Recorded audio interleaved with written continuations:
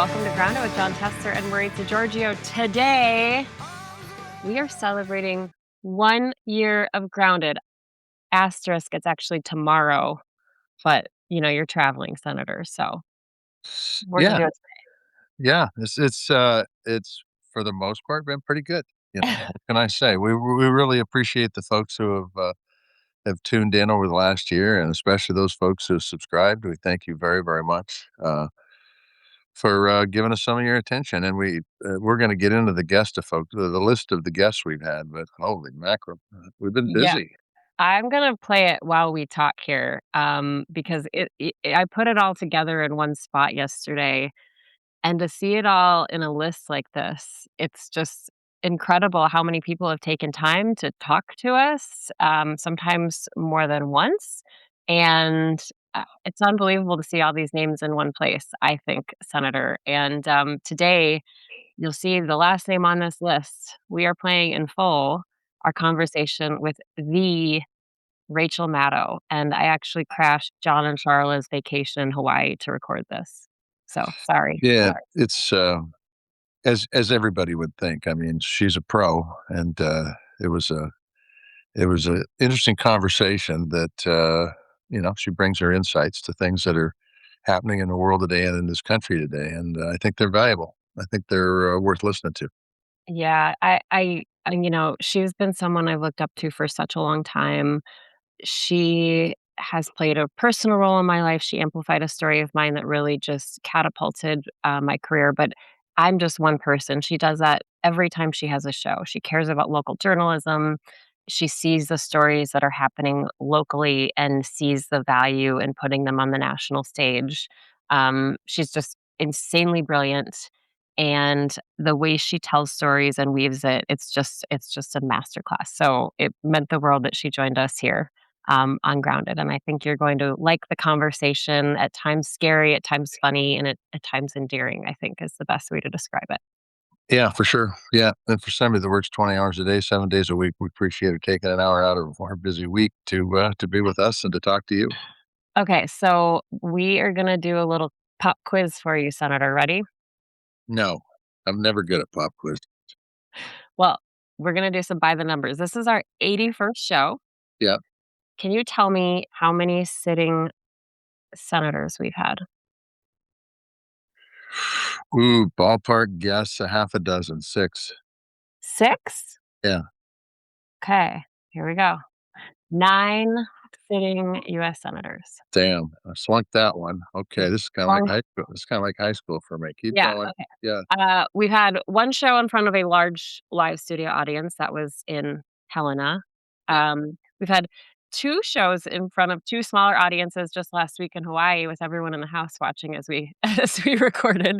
Can you yep. guess our most watched show? Our most watched episode? Yeah, I might have had some inside information on this from a month or so ago that you told me about. It was probably Heather Cox Richardson. Yes, it was Heather Yeah, Cox Richardson, the first one, and yeah, then our second episode with her was the 3rd most watched show we've ever done. yeah. Okay. Well, she's another one like Rachel Maddow, who's white hot smart and has some great perspectives on what the hell's going on from a historical view. So she's always worth a listen or a read, either way you want to go. Yeah, she's pretty incredible. She offers I mean, I never know when she comes on, where the conversation's gonna go, but it's always insightful. Okay, our most frequent guest, you know? I looked at it when you did the scroll. Yeah, it was Tiffany Muller. Oh, you were paying attention. I Dang. was, I was, I was. Dang, yes, Tiffany Mueller from End Citizens United has been our most frequent guest. So, just a little bit of fun, but I do wanna say it has not all been fun because, oh, wait, one more time. One more question. I forgot. Uh-oh. How many times have you dropped the F-bomb? No, I don't know. I've tried to restrain myself pretty well. I'd say 50. Well, here's what I said. Can you say that for our audio listener, Senator? Way that says how many F-bombs is how many tester F-bombs there have been, and Maritza says, by the way, even if she wrote it, she said that, who the fuck knows? So, Who the fuck knows? what can I say? you know? Sorry, Look, friend. I'm just gonna tell you, I know it's inappropriate, but some of the shit that's going on today is pretty damn inappropriate too, so you gotta approach inappropriate with inappropriateness, even though my parents would disagree, but sorry. For those who I have offended, sorry. For those of you that appreciate it, yeah, you see the world the same way I do. Thanks. Okay, so in that time, since we've started this show, we've seen a lot of shit go down, like you said. We've seen the purging of military leaders, inspectors general. We've seen Doge cuts, Signalgate, that Oval Office meeting with Ukrainian President Volodymyr Zelensky, the deportation of people to El Salvador without due process, tariffs, sending the National Guard to Los Angeles, political assassinations, the big beautiful bill, cuts to research funding, welcoming Vladimir Putin to Alaska on a red carpet, the Epstein files, the indictment of political enemies like James Comey and Letitia James, boat strikes in the Caribbean, the longest federal government shutdown in our nation's history, the demolition of the East Wing of the White House, investigations into 6 members of Congress for a video they made, capturing the Venezuelan president by force, ICE raids, killing of observers in Minnesota, and journalists arrested. That's an abbreviated list, by the way. Yeah, I mean, look, there's stuff that went on this year that hopefully folks can start looking at and asking if this is really the country that they grew up in, and they think it's okay. And I would just say this that you can watch the news and get anything you want. One of the things that Marisa does as a pro, and that I appreciate, is she tries to tell the truth and what's going on the ground. Is it hopefully the show does provide some entertainment, but hopefully it provides some knowledge too. And when you talk to people and it's like they're living in a different world that you're living in, it's because they're watching a news network, I should say, an entertainment network that is not being square with them, not telling them what's going on. I'll give you a prime example. The morning after Don Lemon got arrested, I turned on all the networks that I get on my satellite, and one of the networks wasn't saying one word about it. They were talking about the weather in Maine, for Christ's sakes.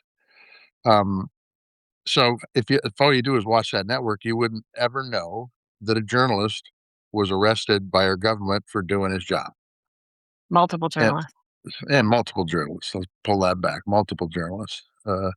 And so you know, it's an amazing time for this country, and that's why I drop the F bomb so much because it frustrates the shit out of me that the country that I grew up in, the country where civil liberties, the state where civil liberties were really important, regardless if you were a Democrat or Republican, and the Second Amendment was very important, regardless whether you're a Democrat or Republican, are being overlooked right now. Not to mention the freedom of speech and freedom of religion and due process and a number of other parts of our Constitution that are uh, intentionally ignored uh, to to meet an agenda.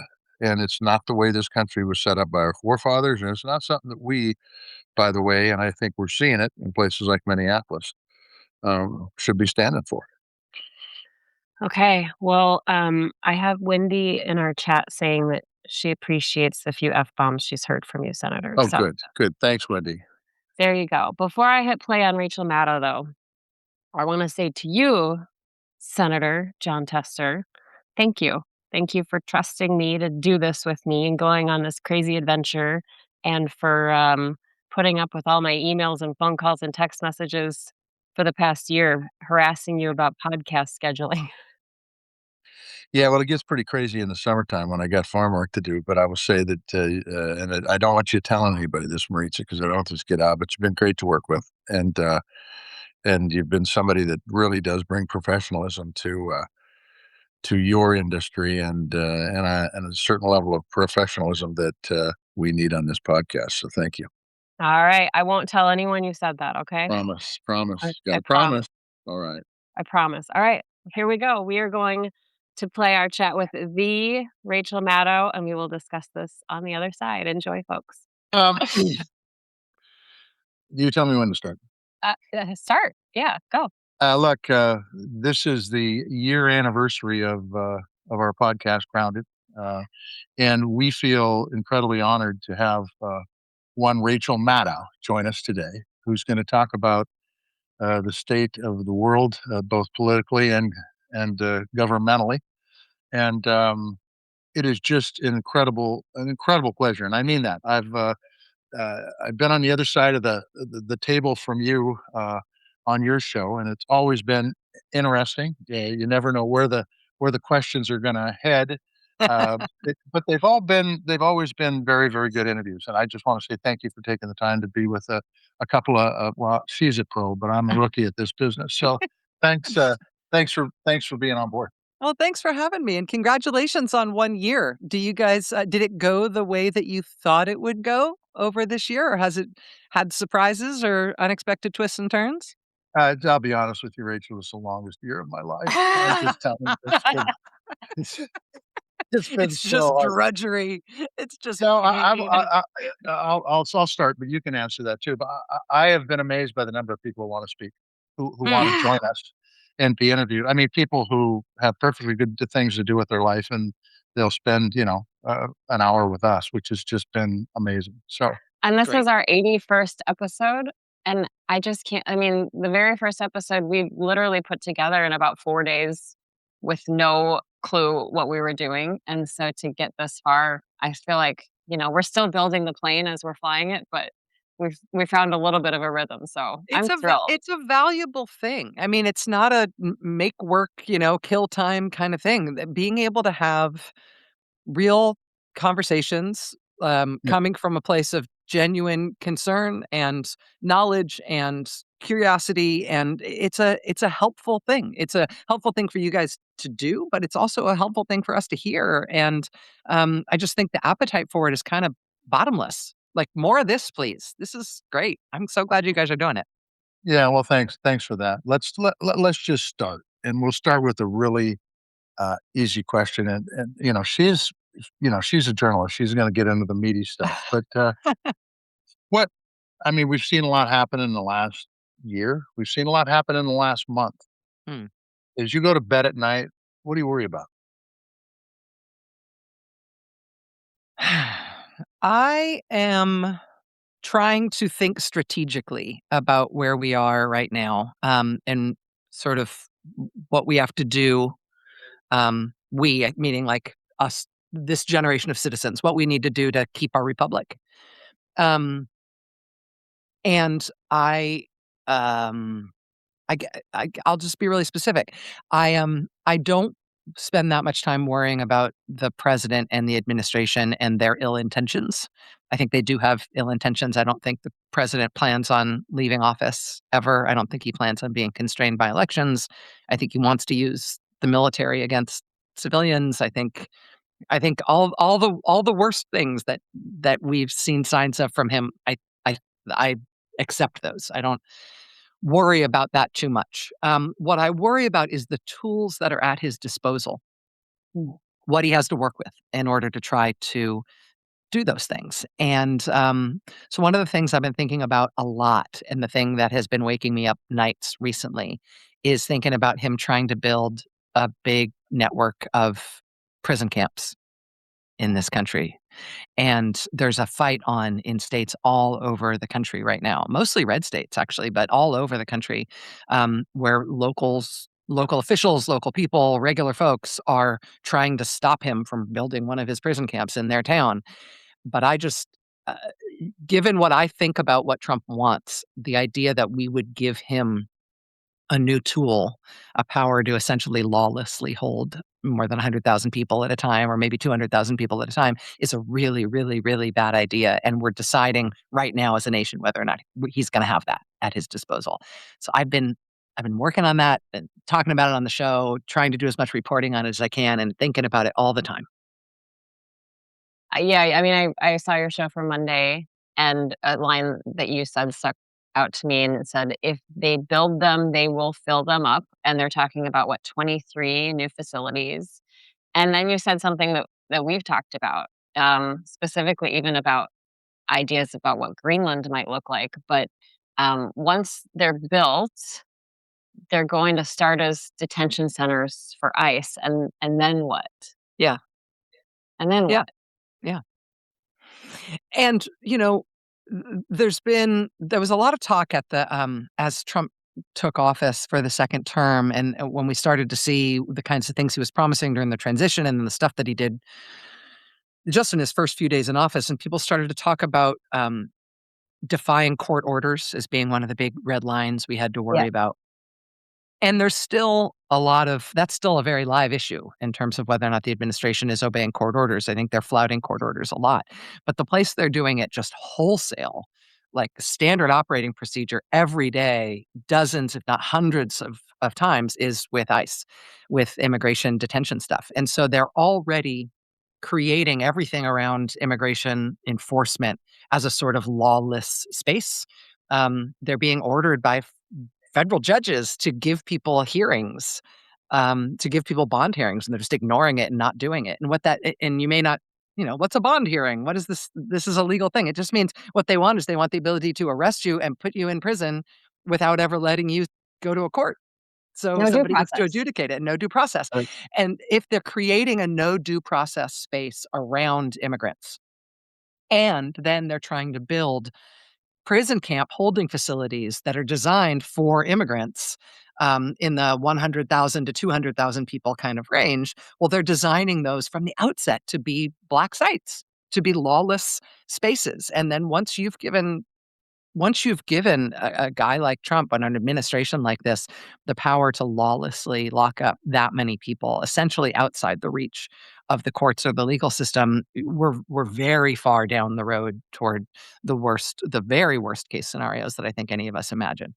And so I know this is a dark place to start, but like I think this is a really live issue right now. There's communities all over the country right now that are deciding, going to town meetings and board of supervisors meetings and zoning meetings and all this stuff, deciding if the local defunct, you know, Amazon warehouse or whatever it is going to be sold to ICE.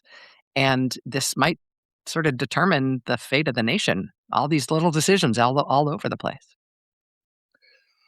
yeah. Uh, this it's good to start out a podcast on a bright note. Yeah. Yeah. I mean, it's Yeah. Sorry. You wanted yeah, a little no, peek inside my mind. Sorry, it's dark in no. there. The thing that always gets me is, and I catch a lot of flack on this podcast from some of our viewers because I really think that the folks I served with know better. I really do. Both sides of the aisle, I think they know better.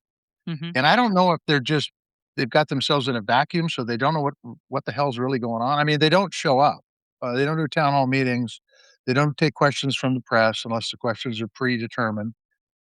Um, what do you think gets Congress off their ass? Hmm. What do you think is gonna get them to a point where they actually say, "You know, we're Article 1, we're in the Constitution, we actually have a job to do. Forefathers thought we were important." What moves them off the dime? I mean, we saw the president post a very racist, post last night. It was up for what, 12 hours or something, Mhm. and then he said, "Oh, no, that was a stupid staffer that did it after he got blowback." And it's some of the first blowback I've seen from Congress. From Mhm. many of them, yeah. Yeah. I mean, So what's the Yeah, go ahead. I mean, you're much more the expert on this than I am in terms of the minds of an elected official. My sense is that there's a couple of things that will move them, and one is Trump being minus 27 in his approval rating.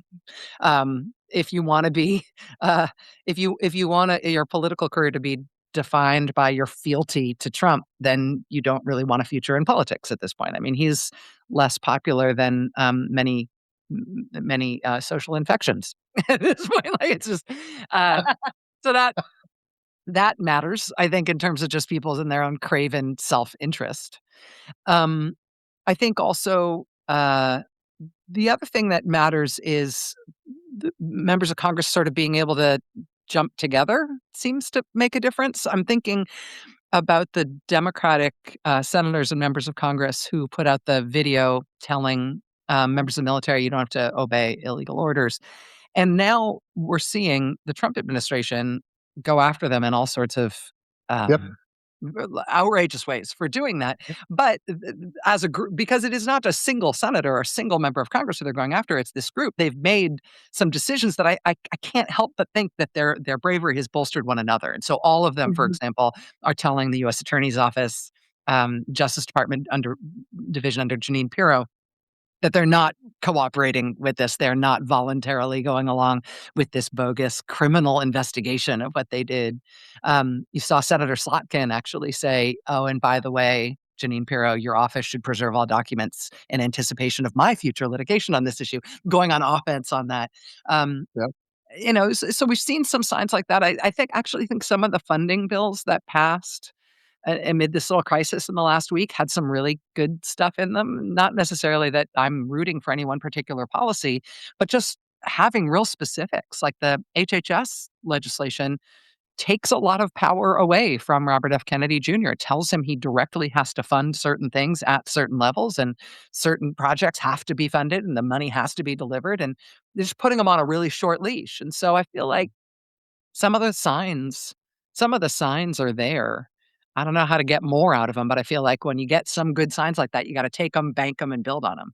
So let's take one that's right in front of them right now, and then we'll get sorry about this. No, I gotta do why it. are you sorry? It's a So we conversation. got Homeland Security that's up. I mean, that's the only bill that didn't get passed. Yeah. It's over in the House. Johnson's already said we're not going to negotiate. I believe he said that. But all it takes, I think, is two House members on the Republican side, if the Democrats hold together, and party's over for Johnson. Mhm. The majority rules over there, and they can move it forward.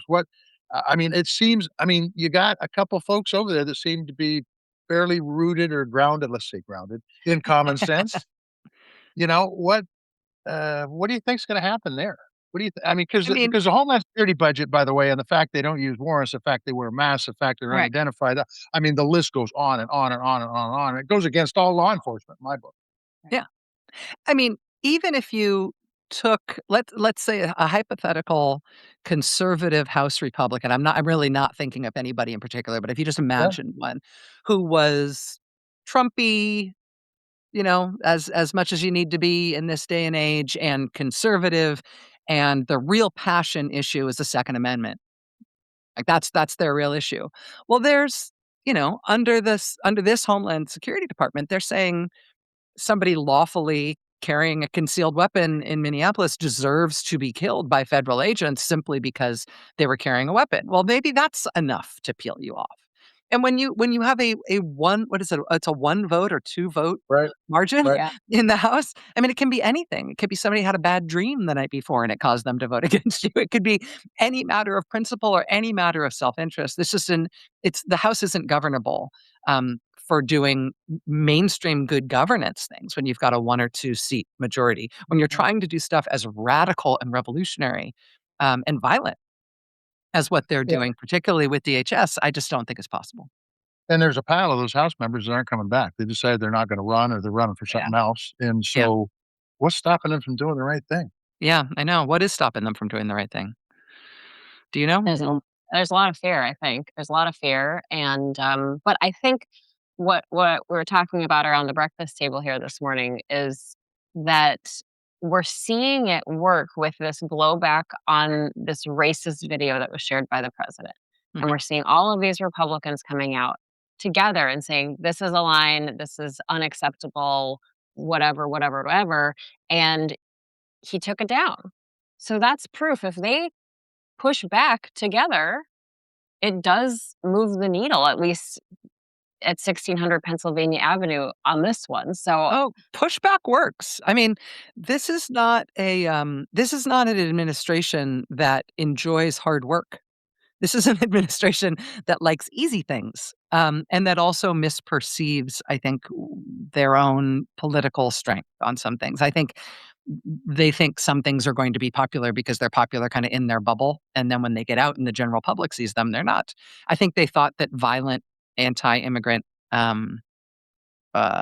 displays would always work the way their propaganda does for them, that the public would always be into it, and they're not. I think that Trump probably thought that his, racist, um, ape jokes about a former president would be seen as hilarious and transgressive and un-PC, but his people would be cheering for it. Like, I think he's high in his own supply. He doesn't understand how out of step both his politics and his aesthetic is with most people. And so pushback works. They don't the whether the pushback is peaceful protest in the streets, whether it is media pushback, whether it is people in Congress, whether it's people in their own party, whether it's European leaders s- sitting there stone faced and booing him when he's trying to talk about taking Greenland because he thought that that would be a winning political issue and he didn't understand how it would actually land.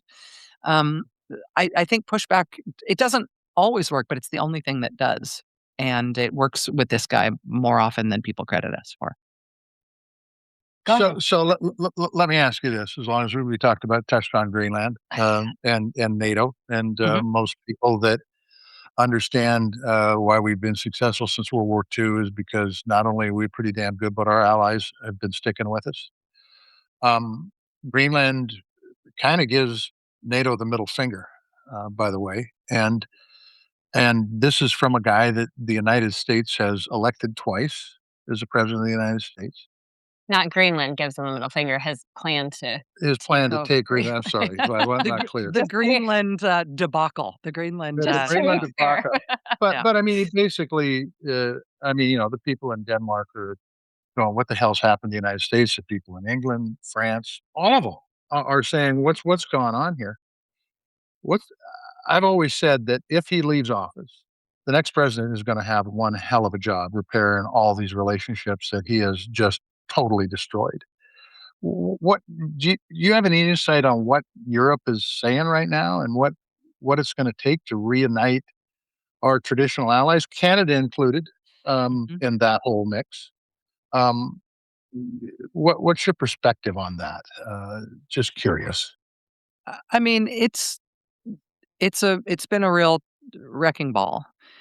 Um, and I think that NATO, to the extent that NATO is a transatlantic mutual security pact, NATO de facto does not exist anymore. Um, and you're seeing that in some operational stuff. You're seeing the U.S. Defense Secretary not go to the defense ministers meeting and the Secretary of State. Right? We're just opting out of those things. But the I mean, Trump has already questioned the Article 5 commitment. And once you've questioned it, it's not there effectively. That's right. Right. And so we're effectively out of NATO, and therefore NATO no longer really exists, I think, right now. And when Trump is gone and our country survives as a republic and course corrects, we're going to have to reestablish all of our alliances one by one. I mean, Canada and Mexico and the UK and France and Germany and the Netherlands and Denmark and every Yep. place. The I works. mean, everything. It's gonna have to be built up from the ground up, and maybe the thing to start thinking about is whether or not we're gonna be able to be humble enough and smart enough to rebuild those things in a way that is more just, more fair, and more sustainable, rather than just trying to snap back to what was there pre-Trump. But Trump's killed off our alliances. I mean, who's in his board of peace? It's like us and the Emirates and, like, Sudan, That like, I don't know, that's who our team is now. We're in the Axis now, and I just think it's gonna have to be wholesale rebuilt, which means, A, the country needs to survive. We need to have 2026 elections, we need to have 2028 elections, and we need to be thinking about international gravitas and skill and character in our next round of national leaders for coming out of this. Amen, sister. Yeah. well, you talk about pushback working, and that's been a theme of your show for many years, really. I mean, especially this year with all of the highlighting of the protests, and these organized efforts. And I know when you won your Cronkite Award this year, in your acceptance speech, you said that you have to look to the response of the people. It's the response of the people that will decide if we're here again next year. But I did want to ask you about this headline this week. from the Washington Post. And this is a story about, for our audience, this is a story about a man that DHS targeted. He was an older gentleman. He wrote an email to a prosecutor handling a deportation case from an Afghan refugee, and he asked them to use common sense and decency. Well, the feds not only issued an administrative subpoena for all the contents in his Google account, but then they showed up at his door. And so, Rachel, I mean, aside from the blatant First Amendment violations here, how much harder is this going to get? Because I already hear from people who are afraid to speak out or afraid to go to protests. I mean, what would you tell people who feel afraid to dissent in any way right now? Yeah, I'm really glad that you singled that out. I was really moved by that story. It's also really good reporting by the Washington Post Really? at a time that the Washington Post is really going through it. I think that the effort to, intimidate and effectively criminalize dissent and criticism and opposition is going to have some of its intended effects by nature. Like, if you act intimidating toward people who are criticizing you or opposing you, then some people will be intimidated. It's just you can't avoid it. At the same time, when we can clearly see, understand, and, show one another that that is how the government is behaving, for every one person that you intimidate, you will likely galvanize and even Mm. potentially radicalize, you know, 15 or 20 more. I think that the character of the American people is one that, privileges and instinctually leans toward freedom and against bullying and against government oppression. And I don't think that's just true in the West, and I don't think that's just true in rural America, and I don't think that's just true among conservative Americans. I think Americans are by nature free and, um, and against tyranny. I mean, it's what we are in our American civic DNA. And, so I think they, when they start arresting journalists and when they start, demanding that late night talk show hosts be taken off the air, and, when the president demands that, the funding for X will be held up unless, Penn Station gets named after him in, this. I think, yeah, there are probably people who are immediately adjacent to the president who are thrilled by that, or people and people who are intimidated by potentially being on the sharp end of that stick. But I think more and more and more Americans are brought into the big tent of small d democratic resistance to this guy with every one of these moves. Does normal apolitical Americans know how repulsive these kinds of actions are and are against it? And I think any Republican on that DHS issue who sides with the Democrats to say, "Hey, Homeland Security is out of control. We can't have them doing this sort we can't have them, filing administrative subpoenas and getting everybody's Google search history and Gmail account contents Right. because they contacted somebody in public service." Like, I think Republicans who stand up for that purely on libertarian grounds, purely on free speech grounds, will be rewarded by their constituents for doing so, and I think that smart Republicans will recognize that. I hope so, because the truth is, I've always said there's Democrats and Republicans in the state of Montana, but they're all libertarians, and I think there's a Mhm. libertarian all over this country. They don't want government over, crossing the lines. Yep. Well, But man, yeah, Ammon Bundy is coming out against all of this. I mean, that says something. But I wonder, Rachel, are you what did you say? government overreach. Are Government you overreach, and yeah, Yeah. I remember when, the idea of, Obamacare was Yeah, government overreach. How about masked paramilitary yes, forces breaking down doors without warrants and pulling people out into the snow and locking Sending them up and people yeah. never letting them see a judge. How about that? Is that government overreach? Or are we yeah. still just focused on healthcare being health insurance being Or tyranny? student loan Yes, forgiveness, I student think, loan too, yeah. forgiveness is absolutely tyranny. I mean, that's where 1984 ends, if you remember, is when people got their student loans forgiven. Yes. But I wonder, Rachel, I mean, are you I don't know if scared or concerned is a better word. Are you concerned about being targeted? I mean, we talk about it all the time. Are you concerned about being the focus of this? I mean, I sort of feel serenity prayer about it, you know what I mean? Like, if they're gonna come for me, they're gonna come for me. Like, everybody I tell everybody the same thing, which is, make your precautions, harden yourself as a target, be ready for anything. There's a despot in the White House who is trying to get rid of American democracy and stay in power forever and use the government, including the military, simply as a tool to maintain him in power indefinitely. Like, okay, we're there. So anything could happen.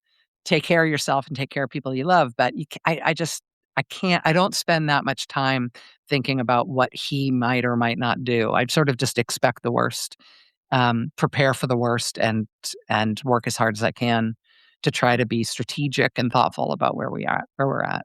How about you? I mean, I'm worried that you asked that because you're scared for me. No, I Well, I think I'm think just scared for everybody. I I mean, it's mean, just look, the Don Lemon thing is yeah. pretty bizarre, if you wanna Yeah. know the truth. I mean, the guy's just reporting and he gets picked up. And by the way, And his reporting. Yeah, Georgia Fort. that's right, 100%. And they were just and he made it obvious in his reporting that he was just a reporter. That's it. Mhm.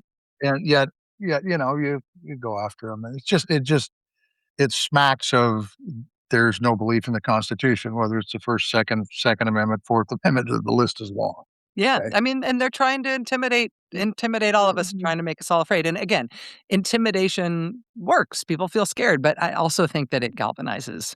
And it's okay to also feel scared and keep going, you know? Well, Um, and yeah, and I think it had a reverse effect too because, I mean, Georgia Fort is a well-known name now, yeah. and Yes. people wanna support her work. People wanna support Don Lemon's work. So Mhm. I think there was a little bit of a boomerang effect, but I Did mean you look at the indictment?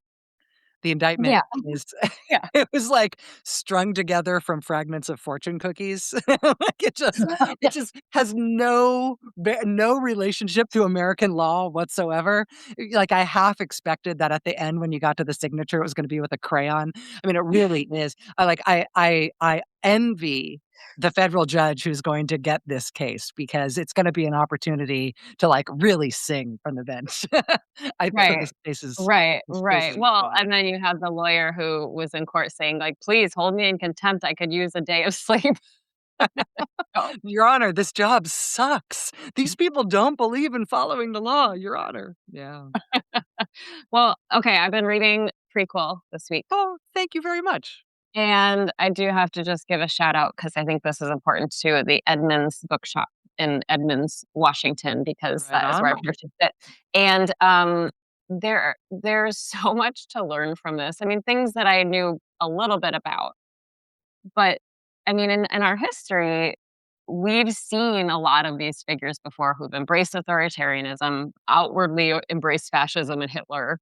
But as you pointed out in a show that stuck out to me, it must have been from 2024, you said the difference here is none of those guys ever made it to be the Republican nominee and are now the president again for the second time around. So it's hard to know what to do to put the toothpaste back in the tube. I'm wondering if there's anything else about this moment that feels especially novel here for you as you watch all of this stuff happen, because there are so many parallels. I mean, I think about the kids, right? The kids in the Japanese internment camps from your podcast, Burn Order.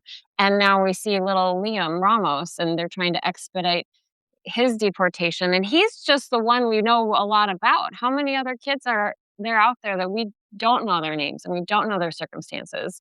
So, I mean, you've studied this, and I'm just curious, like, what feels different here, or what feels the same that we kind of have a roadmap out of? Thank you for that.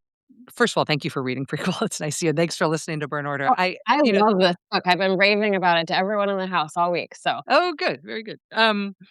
The on the camps issue, on the prison camps issue, I was thinking about that this week when, the place where Liam and his dad got sent was in Texas, this place called Dilley.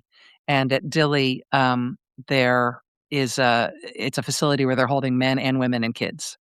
And it's a facility from all accounts, from people who've been inside and the what we know about the conditions there. It's really atrocious conditions. Um, and one thing that's different is that people are protesting at Dilley, and that's different. And that's worth. It's not just that what's novel about right now is bad, right? That you get the Henry Ford slash Huey Long character in the White House, Charles Lindbergh character in the White Yeah. House, right? Yes, that's bad, as opposed to those guys being different kinds of power brokers in their own way, but never president in the past.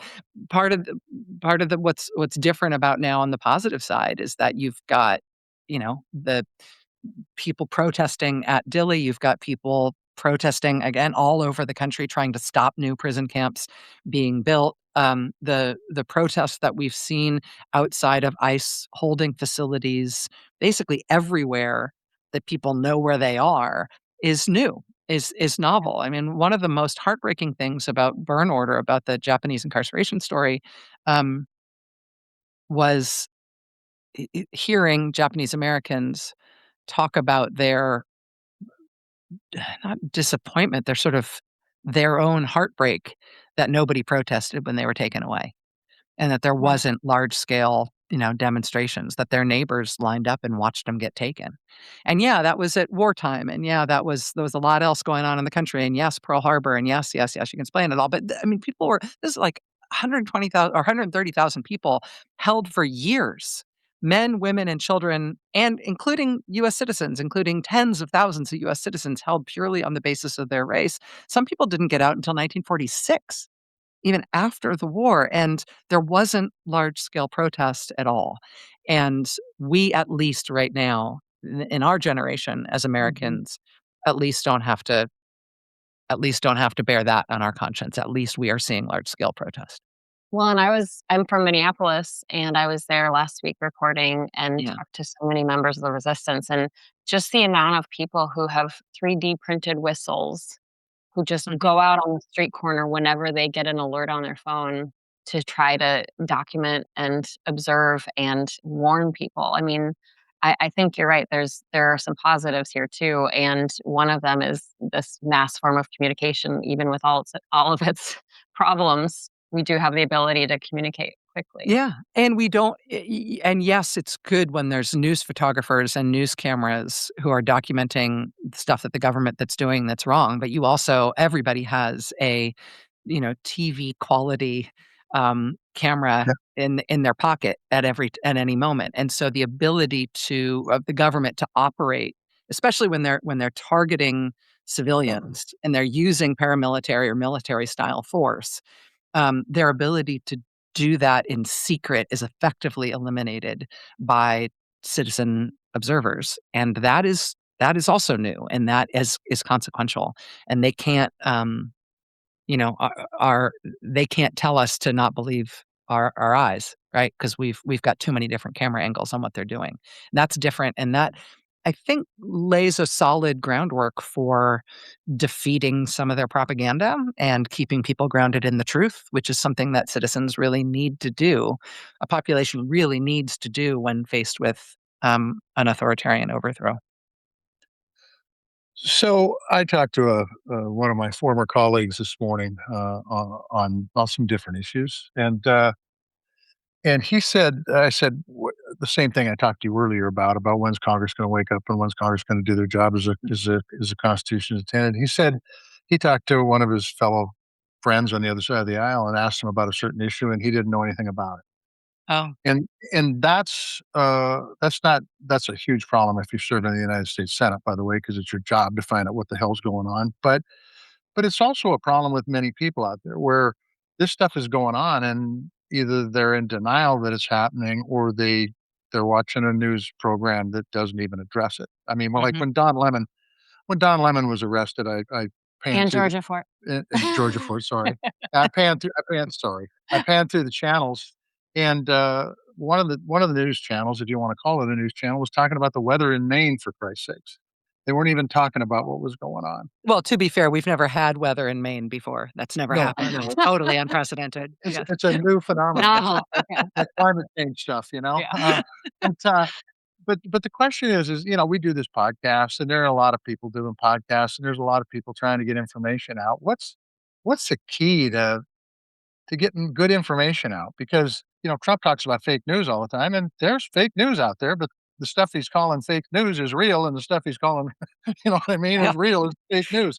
So how do we crack that nut so that people really understand what's going on? Because it's fairly obvious to Maritza. It takes a little education for me, but but it doesn't seem like a lot of this stuff is breaking through to a lot of people. The Mhm. libertarian issue that we talked about, a prime example. Most people, if they knew about that, would go, "What the hell's going on? This is unacceptable." Yeah.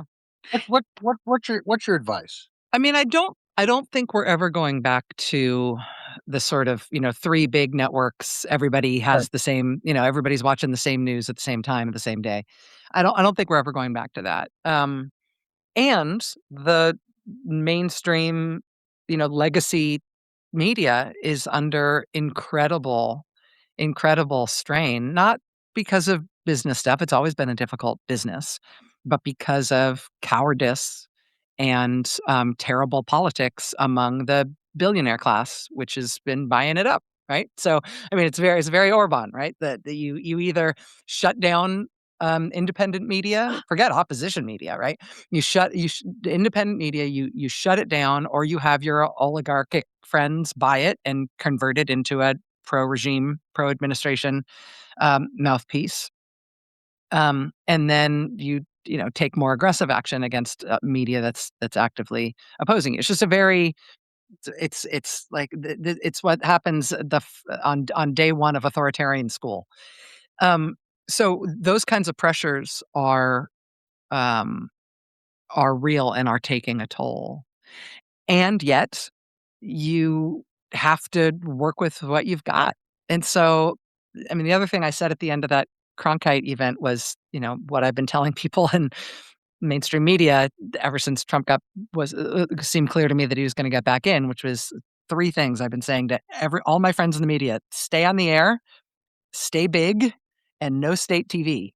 Like, it really matters. I know that people think TV doesn't matter and everything is digital now and everything. TV still matters, print still matters. Any place that can have professional reporting with editors and corrections, and journalistic standards, that it all matters. And, we need to do sort of everything all at once to make sure that independent media stays alive. So I'm doing what I can. I will say at MS Now, we're doing kinda great right now, which is weird to say, but, we've gone through our own very specific corporate shakeup over the past, year and a half or so, and we've come out of that actually stronger than ever and very well capitalized and have a, growing newsroom and the whole thing. So I feel like we're in good shape. We could use everybody's support, but also, to the extent that you can support real local media where you live, it makes a difference. Mhm. Well, and I mean, you have been such a champion for local news and amplifying it, and, that's what happened with me and my story about the planned removal of the blue USPS boxes. That story would not have been as widespread or as effective without your amplification, and Mm, I'm gonna thank you again because that completely changed the course of my life. And I also think that I would add to that, when you see a local news story, share it with your networks, not just on yeah, social media, as we know the algorithms, but share it with, via text message or phone calls or conversations. Like, you have to read this story by this reporter, because I think that's also the way to keep it alive. Otherwise, the algorithms are just fighting us at every turn. yeah. And meanwhile, local news TV stations all around the country are producing very, granular, useful, fact-driven, visual, short media clips all the time, every day, dozens of them, in order to flesh out their local newscasts. And those things, if you think about the way that people share information, whether it's on a group text or whether it is in social media or whether it's on your Facebook wall or whatever it is, um, local news clips are excellent, and often are the best way for people all the way across the country, to get eyes on and to really conceptualize something that's happening locally that should be of national import. And it's just, it's I'm to the extent that YouTube is still mostly free. I mean, it's owned by Google, and so we'll see. Um, it's a really effective and useful way to share real information and to give reporters and local stations their due.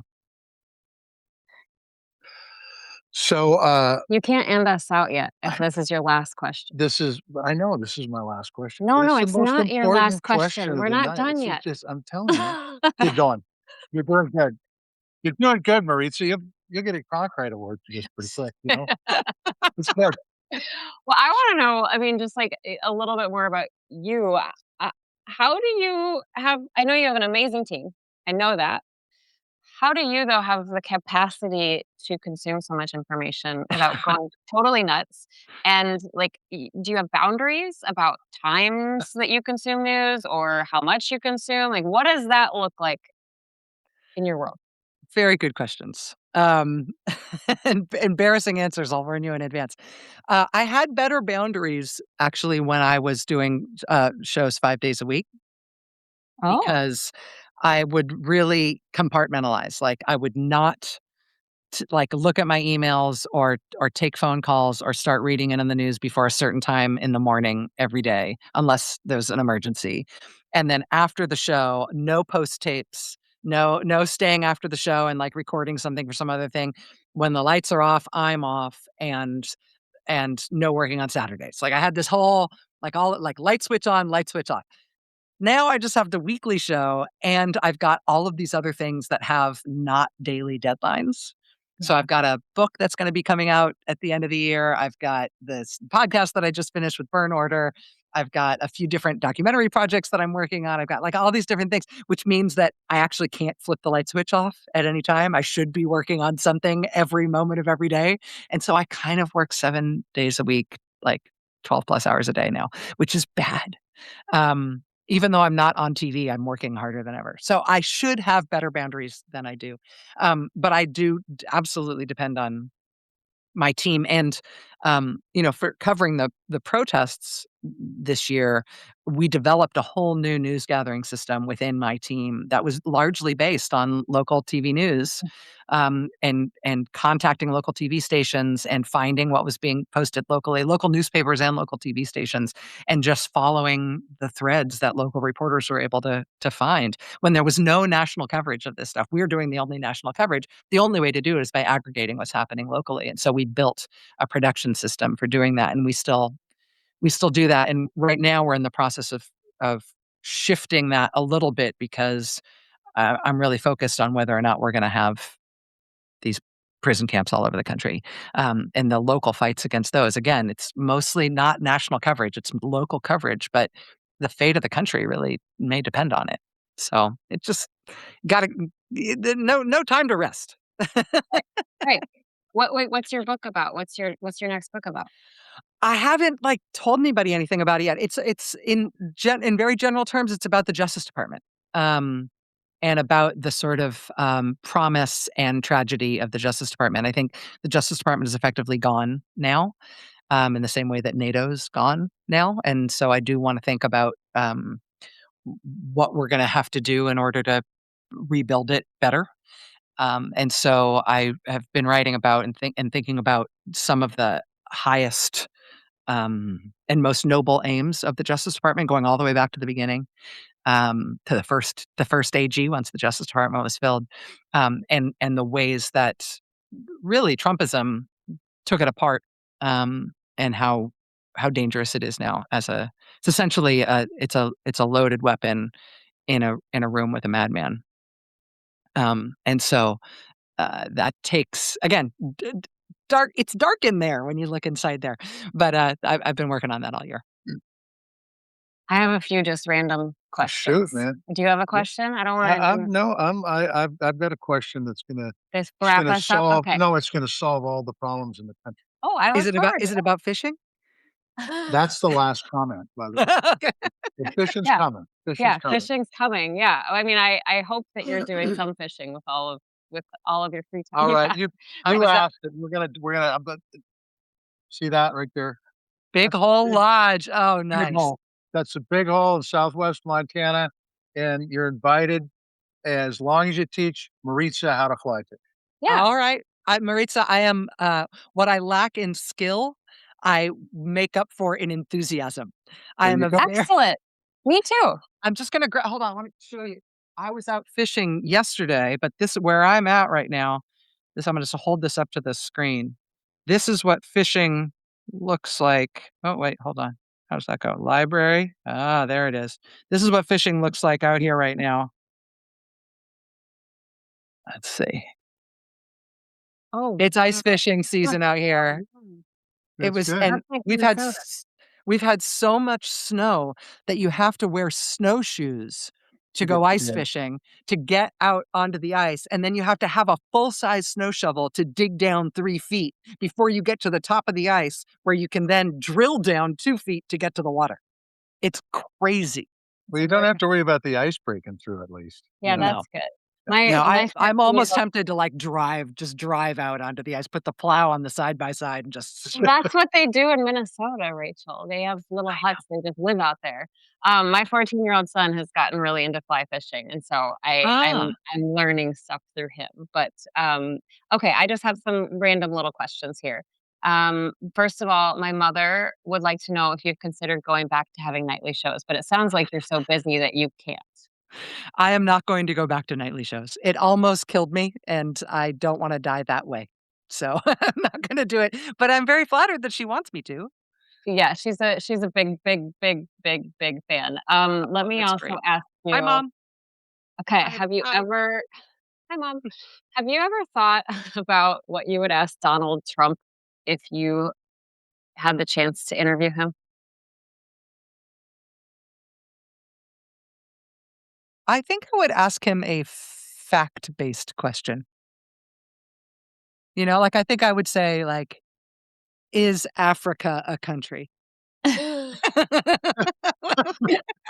Well, I Like, think I don't I know what word he would put in front of it, in front of country. Exactly. I mean, I feel like I have a very clear understanding of what he wants and what he thinks, so I'm sort of most interested in what he knows. Um, but yeah, I'm not dying to interview him. I would there isn't anything I'm eager to hear him opine about. Ask your question. Uh, You were gonna ask about I was gonna ask about look, you've done interviews. How many years have you been on TV? What's it, 2026? Like, 18 years? My show started in 2008. Yeah. Yeah. Wow. Yeah. So what's the I was 4 when I 4 started. years yes, old, yes, 4 years old, and prodigy. just turned 4. Yeah. And so what's the scariest interview you did, and Mm. who was it and why? Scariest in terms of, like, me being nervous? Either way you wanna go. You either being nervous like Maritza was the day before this show came on, or or or the guy told you shit that was just or gal told you shit that was just Mm. flat scary. Oh, god, that's a really excellent question. Never thought about it in those terms before. Um, I did, somebody who I've actually become friends with since. Um, I went to Kandahar and Kabul, um, at the start of the Obama's surge in Afghanistan, and I interviewed a general there named Ben Hodges. And I've since become friends with him, which has been actually a really rewarding thing. He's a really deep thinker, a really, like, caring, interesting person, really smart guy. Um, but he was talking about, we're, like, standing on a forward operating base, and he's was talking about the limits of American power, that this surge was gonna, designed to reach X, Y, and Z aims in Afghanistan. And he was talking about his soldiers being potentially losing their lives to try to achieve those things. And then he just kind of quietly said to me, I don't even know if we put it on TV. I just remember the moment. He just quietly said to me, and if it doesn't work, we'll go home knowing that we tried as hard as we could. And that's both factually true and an uncomplicated statement. But the fact that he was talking about that in the context of thinking about the men and women under his command dying for it was very humbling to me. And I felt like I was about the size of an ant by the time that he was done in terms of talking about their service and what they were willing to do for an uncertain outcome and how much it means for our country to invest in something where what we're paying with is the lives of these young men and women. Amen. And it was one of those things where I just kind of felt like my organs turned inside out, like I just thought like I'll never actually really be the same. I'm after this conversation with that general in that moment, in that context, I was not the same person after that than I had been before. So that's not exactly scary, but it was, Yeah, yeah. Impactful. unsettling. Yeah, Shame. yeah. Now this is the easiest question you'll have all day long. So I wanted to go back to 2016 and then again in 24, Hmm, where this country elected a person who had declared bankruptcy a half a dozen times. Something that, by the way, my parents told me was absolutely, totally unacceptable and never, never, ever, ever, ever be in that position. And if you do, you pay all those people back once you bring yourself out of bankruptcy. Um, don't need to talk about the Epstein files, but was connected with that whole bunch of bullshit. I don't mean bullshit from a non-factual way. A guy who, tried to stop the peaceful transfer of power. A guy who was a convicted felon, what, 34 times. um, so the question is, and I'm a Democrat. My folks were fiscally conservative but socially liberal, FDR Democrats. Where have the Democrats gone wrong in the last, uh, I don't know, 10, 20 years? And what do they need to do moving forward, starting right now?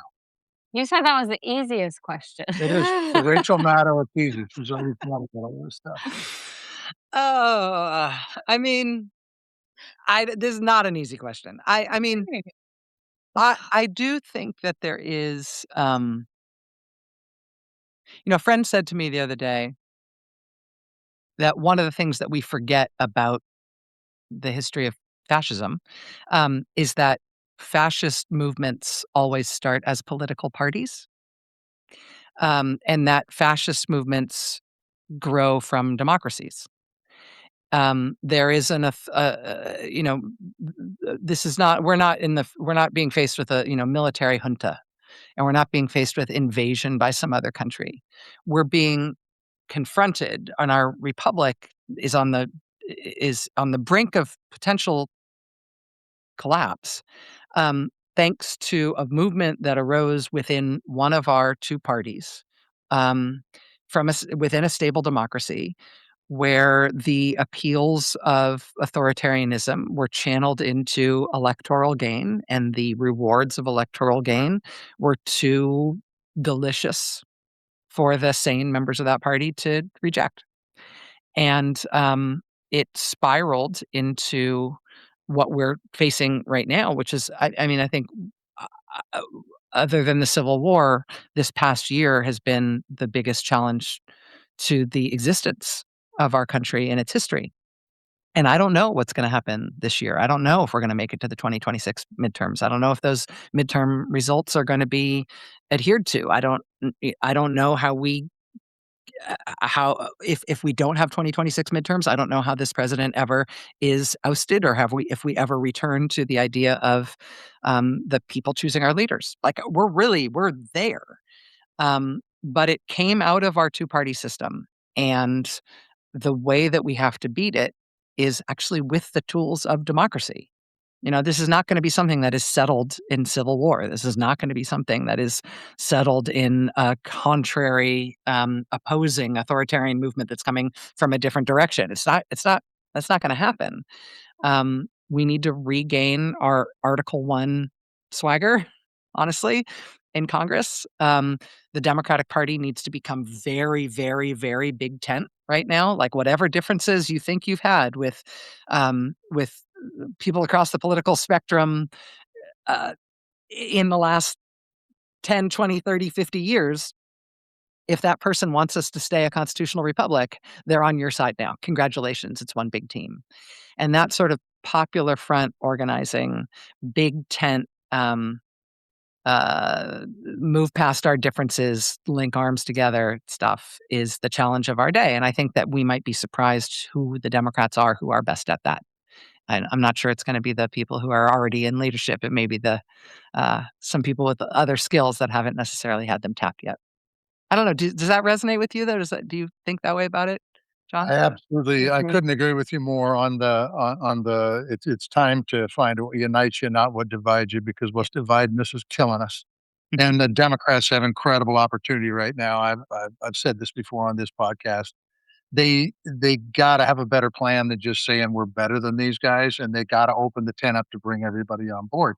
So you gotta have a plan for affordability, for housing, for healthcare, all that stuff moving forward. And they've got to be vocal about it. So people sitting at their kitchen tables in Iowa or Montana or North Carolina or wherever you're at can say, yep, what that person's saying is what I think.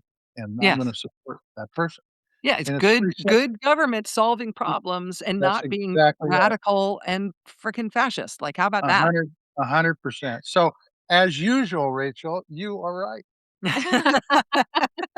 Could you say that louder? Because I'm not sure Yeah. that there's people in my own house who I don't think are on board with you on that Well, diagnosis. look, look, I'm always asking Maritza to say that about me, that I'm always right. It very seldom comes out of her mouth. I'm just That is telling you. not true.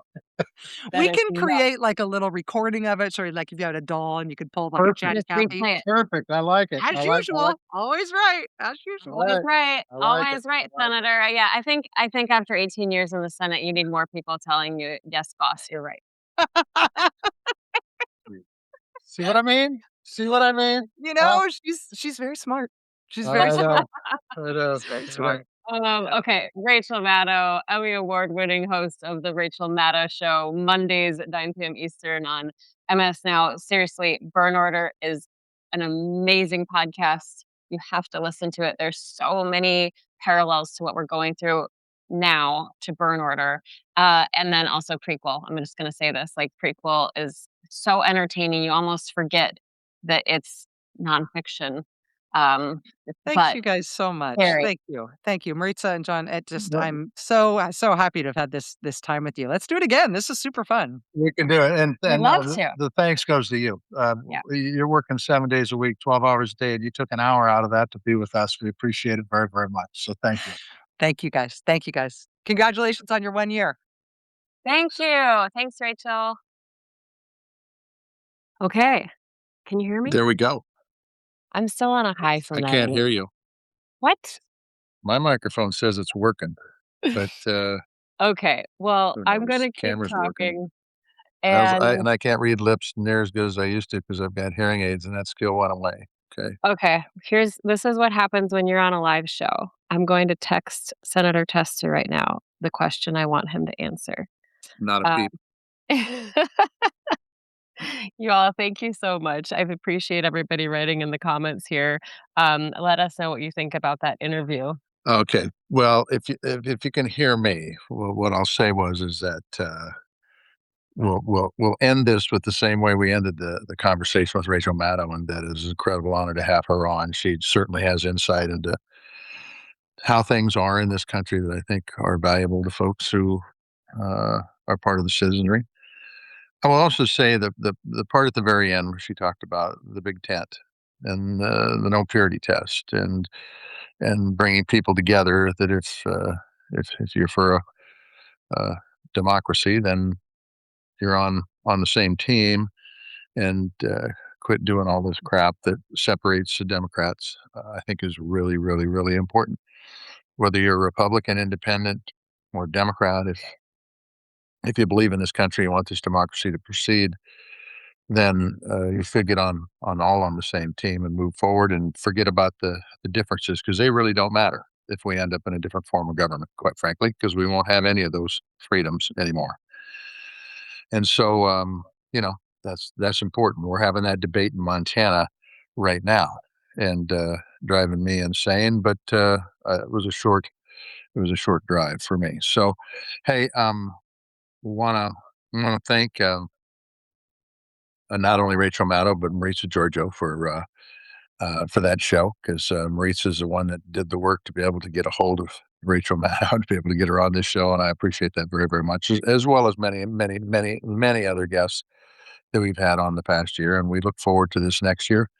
We hope it's a little less chaotic. We hope it's a little less flood the zone on news. We hope we have to look for stuff to talk about on this podcast because, quite frankly, this last year we could have done a podcast every single day on a different topic every day and not even covered half of what's going on in this country right now. And the people who are watching this podcast know that. So, with that, I'm going to kick it back to Maritza. One more. I Oh, need my you to hat. It's talk the same about your hat I hat. wore the other day. It's the one with the big hole fishing. And so it's we covered it, but thanks. At any rate, before I turn it back to Maritza, I'd just like to say tally ho. All right. Thank you, everyone. Thank you, everybody here, everybody who's been with us from the beginning, even if you just joined us last week. We're so thankful for you not only subscribing and listening in, but sharing it with people. It's just been an amazing journey. Every time someone comes up and says, we listen to your podcast, it brings us joy because it means that what we're doing matters. And so that's the goal here. Let's keep up the work. Let's stay grounded. And thank you so much. Bye bye, everybody.